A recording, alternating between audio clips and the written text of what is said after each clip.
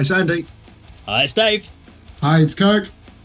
Okay, so we are back doing our home video thing. It's been so nice doing studios for the last few weeks, but and the reason we're doing the home video format is because Periphery have just dropped a brand new video, and it's called Wildfire. We were hoping it would have been, if it had been a day earlier, we would have done it in the studio, but we figure it can't wait another 6-7 days for us to get back into the studio, so we're back onto videos.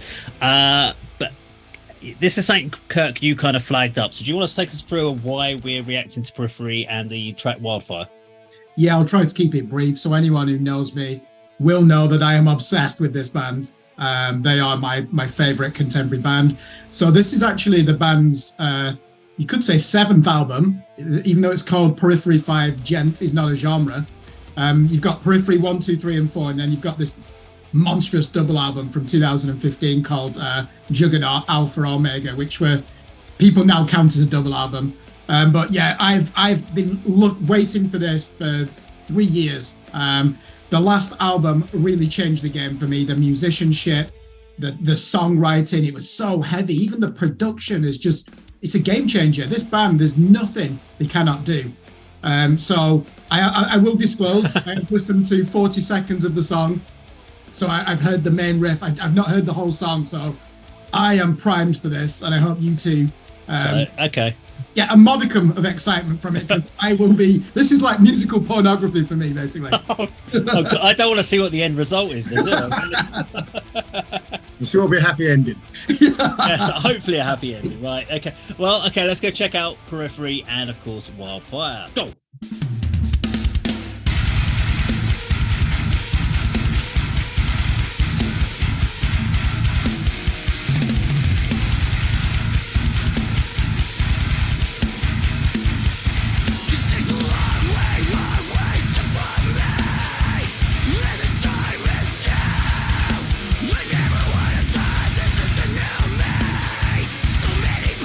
So many faces left to play.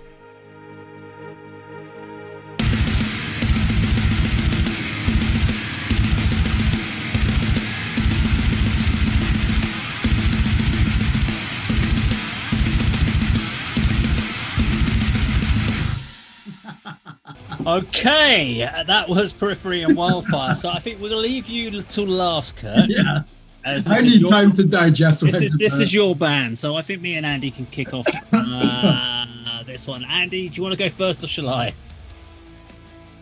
You go for it. Thanks. Just damn, I was hoping to piggyback on you there. Okay, I'll go first. Go on then. Yeah, go for it. Well, Kirk will answer this perhaps when it comes to him, but that seemed to me. I mean, I'm not a Periphery fan. You know, I admit that straight off the bat.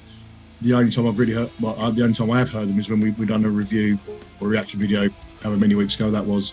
And I was going to ask Kirk, and he can answer this later, whether that, to me, if I recall, seemed more commercial than the other track we reviewed. But on the plus points, I mean, I really like the aggressive vocals.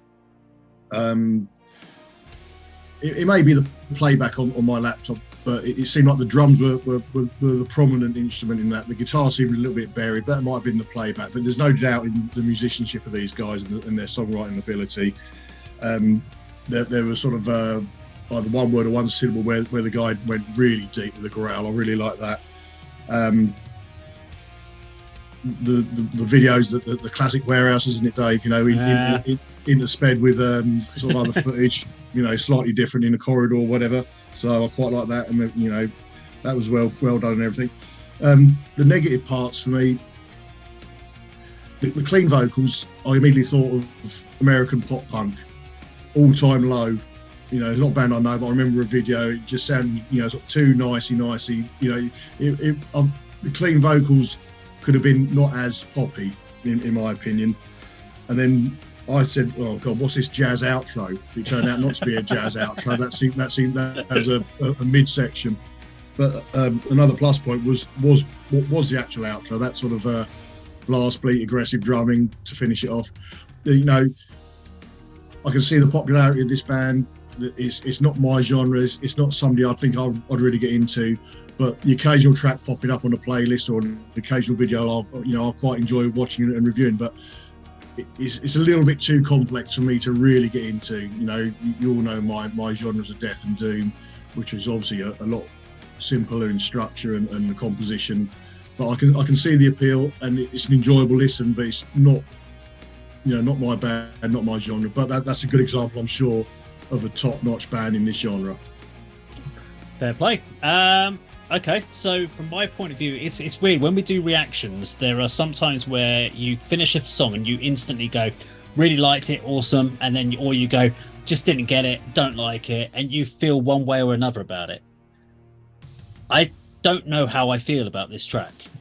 And that's where it's put me. It's one of these ones where I know it's not a bad song, but then I also know I don't know if I'd ever listen to it again. But then I also feel that I need to listen to it again, because there's no way you can give a concise breakdown of that song on one listen. There is far too much going on. There is so many elements to that track that if you just try and take a 6.5 minute song or 6 minutes 40 seconds and you try to make a decision on it based on that, you just can't. There's just too much. Needs a review, doesn't it?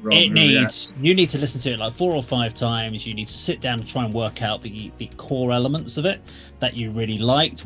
And it's also trying to understand why the band went down certain directions with some of the changes, because you've got that kind of that kind of classic, what we would call of like this, the more kind of 2010 onwards metalcore style of sound. But then when you get to that clean chorus, that reminds me of the early 2000s, like emo metalcore bands, like end of 36 Crazy Fists and stuff like those sort of bands that came out that had that kind of almost slightly nasally. They went into negative, into the minor keys instead. So they never stack on, and you could hear that in him. He went down to these minor keys, which was very interesting to do, and you don't see many bands do that. So it was almost like they went into 2 different songs, and then you had this weird jazz thing in the middle, which was very interesting. But I think if I was to hear that on a regular basis, it's the sort of song that if this was going for radio play, the radio edit would take that bit out. And they would keep it. The song. Yeah, they would just short it. Yeah, gave the guitar away and walked off. Well, that's the end of the track. But a radio edit would get rid of that. because the radio station would go that people just wouldn't get it. It's a very cool artistic thing to do. And I'd be intrigued to know from a band's point of view of why they decided to do that for whatever reason. Because even before we got there, I was going, this has got some real kind of prog metal elements going into this. There's a bit of a jazzy vibe at Styles. I'm getting this kind of some of the jazzy guitar licks that are coming in there. There were really nice little small embellishments that the guitars were doing, even like the little flick of the headstock string and all these little bits added, which a lot of kind of metalcore style bands would never go down that route. And this is where Periphery kind of stepped themselves out of their contemporaries. Weirdly for me, the worst part of the song was where they were just going the generic metalcore stuff. I was about, yeah, every other band does that. When they went to the kind of cleaner vocals, or when they were doing some of the more interesting stuff, I was like, okay, you're setting yourself differently, and I liked that. But I would need to listen to this song 3 or 4 more times to really try to understand it. It's not a case of going verse, chorus, solo, double chorus, end. It's not something you can really quantify very quickly within a 4-minute summary. It's just not possible. But I understand why people do like it. It was a very, I want to say a good track, because it is a good track. I'm just trying to work out if I really like it. There's a lot of elements I do. I'm just confused. That's how I'm sitting here feeling right now. Over to you, Kirk. Come on. Yeah, I mean, first of all, it's our job on this channel, isn't it, to try and be as balanced as possible. So I'm not just going to wax lyrical about it. I'll pull out a few things first that are almost negative. You're right, Andy. The guitars sound buried in the mix. I think that's because the tunings are so low, and they're doing all these hammer-ons and pull-offs and weird scale fills, and you can hardly hear them. But I think that's because you need headphones, don't you, for this song? And we were not listening to that with headphones, so that low-end sound completely dominates, doesn't it? I think with headphones you would hear, bear in mind there's 3 guitar players in Periphery, Misha Mansour, Jake Bowen, and then Mark Holcomb. You would hear all those embellishments, as Dave said there. So that's one regret I have, that I haven't heard it for the first time through headphones. The pop chorus, I liked it because they used to be a lot poppier on Periphery 2 and Periphery 3 with the choruses, where it was a bit like The Used or that emo core. To me, the main influence on his clean vocals is Michael Jackson. If you just play that back and listen to it, Michael Jackson, definitely, which I don't think is ever a bad thing. We're talking about one of the most unique vocalists of all time, aren't we? So if you're going to base a singing style on that actually is very difficult to do. Absolutely love the aggressive vocals. Listen to the enunciation of Spencer. You can discern every word he's saying. And then when he even went into those really caveman type growls as well, I was just mesmerized. I'm like, where the fuck has this come from? Dave, I'm going to pick up on a point you said. You're right. Do you know what? The one weakness of this song, at the beginning, it sounded like they were trying to write Blood Eagle Part 2, but with an inferior riff. Do you remember the song we reacted to, Blood Eagle? Yeah. They were basically doing the same for the first 30 seconds there. And I was thinking, I don't know whether I like this or not, because it's not as good as Blood Eagle. But what Periphery do well is they'll really they're quite conventional, aren't they, for the first 2 minutes, and then they just decide, we are just going to turn this up. We are going to confound expectations. We're going to second guess you. And 4 minutes in, you can't even remember what the song structure is, even though you've had 2 choruses repeated. So yeah, the guitar work with headphones, I'm sure, will be absolutely remarkable, because these are some of the finest players in the world. Andy, yeah, I would call this prog metal. I know it's very aggressive. I mean, how often you hear people say Meshuggah is prog metal, but it's like the fucking heaviest prog metal of all time. Same with perhaps modern Gojira, and Periphery are very much in that as well.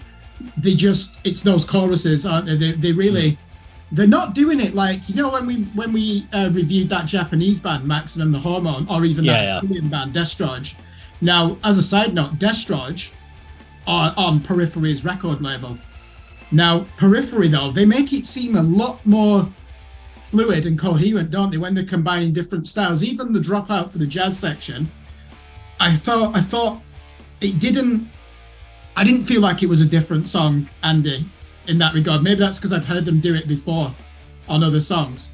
But the other thing is as well with that, the drums, you're right, they were they did stand out in the midsection. Now, I'm guilty when I listen to this band because Matt Halpern is rated as one of the greatest drummers in contemporary music, never mind metal. And I always end up not really listening out for the drums, because the guitar work is so complex and the vocals.